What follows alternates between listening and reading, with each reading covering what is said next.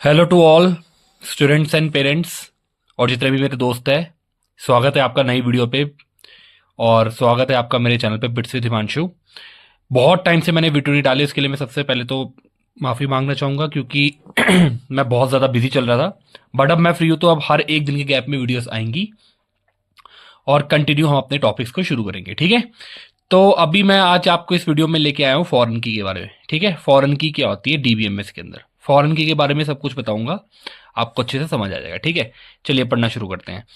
Foreign key is a set of columns in one table. एक table की जितने भी कॉलम्स होते हैं उसकी एक फॉरेन की होती है जो कि चाइल्ड टेबल हो गया। ठीक है, that refers to the primary key in another table establishing a link between two tables. इसके कहने का मतलब ये है कि जैसे एक टेबल है, ठीक है, एक टेबल और ये दूसरा टेबल। ठीक है, ये हो गया हमारा, जैसे ये टेबल हो गया हमारा चाइल्ड टेबल, ये हो गया हमारा पेरेंट टेबल। जो इसकी प्राइमरी की होगी ना वही इसकी फॉरेन की होगी। ठीक है, तो इसके कहने का मतलब ये है कैसे होगी मैं अभी आपको आगे बताता हूँ। ठीक है, तो जैसे देखिए दूसरा point, main aim of foreign key is to link data in two different tables. Foreign key का मेन एम क्या होता है कि जो डाटा होता है ना वो दो डिफरेंट टेबल्स में डाले। ठीक है, तीसरा point, main difference of foreign key is that it allows multiple duplicates और null values as compared to primary key. मैंने आपको पहले भी बताया जो प्राइमरी की होती है, प्राइमरी की के अंदर सिर्फ हमारी जो है डुप्लीकेट वैल्यूज नहीं अलाउड होती, पर फॉरेन की के अंदर हमारी डुप्लीकेट वैल्यूज अलाउ होती है। ठीक है, कैसे वो मैं अभी आपको आगे बताऊंगा। Fourth point, because multiple records in a child table can relate to the same single record in the parent table. ठीक है ना, ये भी मैं आपको आगे बताऊंगा कैसे होगा ये।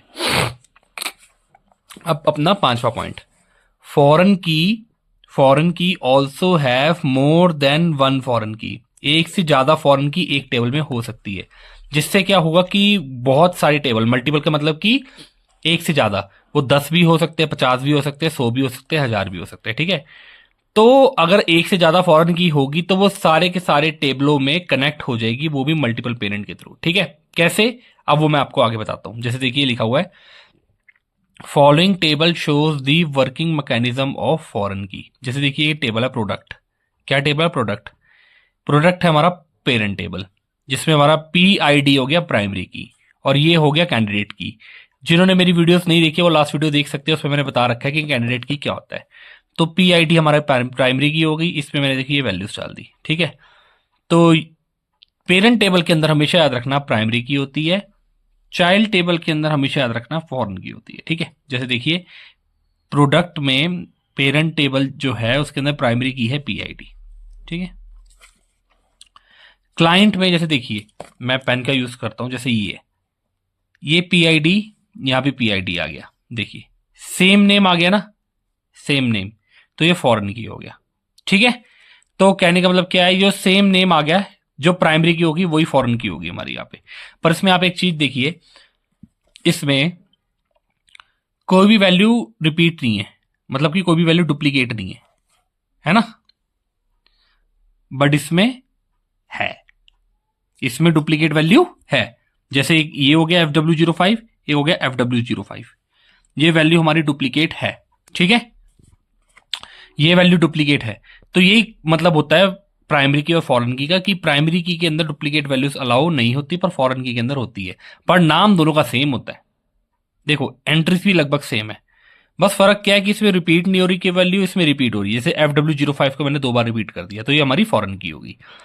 प्राइमरी की हमेशा पेरेंट टेबल में आती है, फॉरेन की हमेशा चाइल्ड टेबल में आती है। ठीक है, तो यही था आज की वीडियो में मेरा बताना। ठीक है, तो आपको अच्छे से समझ आ गया होगा ये। मैं आपको एक चीज और बता दूं, अब पेपर भी आने वाले बच्चों के, तो वो इस वीडियो को देखेंगे तो उनको फॉरेन की का टॉपिक अच्छे से क्लियर हो जाएगा। ठीक है, जो मेरी नेक्स्ट वीडियो होगी उस नेक्स्ट वीडियो के अंदर मैं डालूंगा कि फॉरेन की को हम एसक्यूएल के अंदर कैसे लिखे, फॉरेन की को हम एसक्यूएल के अंदर कैसे लिखे, कौन कौन से मेथड लगाए, ऑन डिलीट कैस्केड लगाए, ऑन नल कैस्केड लगाए, रेफरेंशियल इंटीग्रिटी से करे, कैसे करे। तो मैं एसक्यूएल के अंदर क्वेरी लिख के दिखाऊंगा जिसमें आपको बताऊंगा कि फॉरेन की को हमने कैसे डिक्लेयर करना है और कैसे उसकी प्रोग्रामिंग करनी है। ठीक है, सो होप सो आपको ये फॉरेन की का पूरा टॉपिक अच्छे से समझ आ गया होगा। ऐसी ही मजेदार वीडियोस के लिए बने रहे। तो और मैं जो नेक्स्ट वीडियो है वो कल डालूंगा अपनी, जिसमें टॉपिक होगा कि वर्किंग मैकेनिज्म ऑफ फॉरेन की। ठीक है, so please like share and subscribe to my channel bits with Himanshu. Thank you so much ऐसी वीडियोस के लिए।